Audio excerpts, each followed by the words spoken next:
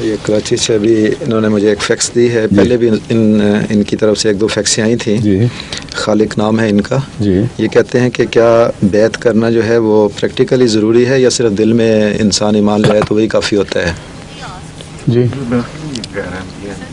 ہاں وہ اسی پوچھتے ہیں.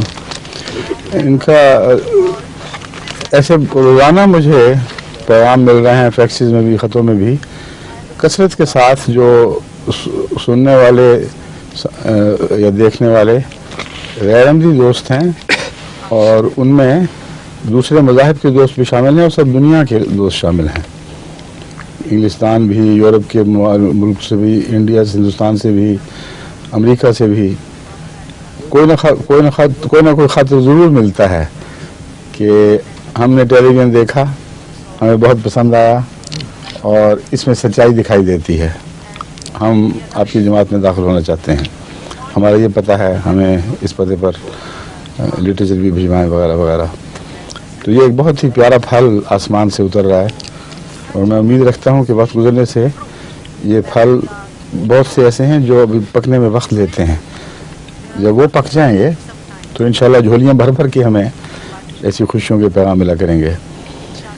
یہ صاحب جنہوں نے لکھا ہے یہ بھی بہت شریف النفس سید الطبع انسان لگتے ہیں، مگر معاشرے میں اتنا دباؤ ہے غیر کا کہ یہ فیصلہ کرنا کہ انسان ایک ایسی جماعت میں داخل ہو جائے جو تمام انسانی حقوق سے محروم کر دی گئی ہے، بہت بڑا کام ہے، ہمت کا معاملہ ہے.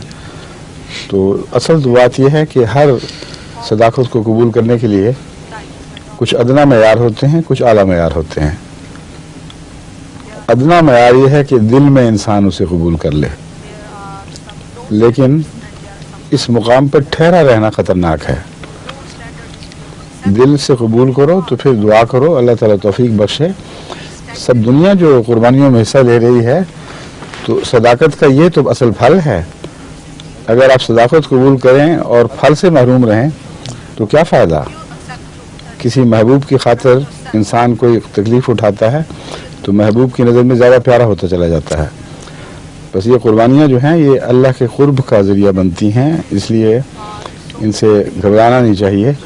لیکن یہ بات بہرحال ضرور ہے اور قرآن سے ثابت ہے کہ جو اگر دل میں بھی ایمان لے آئے ہو تو اللہ کے حضور ابتدائی منزل کے طور پر اس کو قبول فرما لیا جائے گا.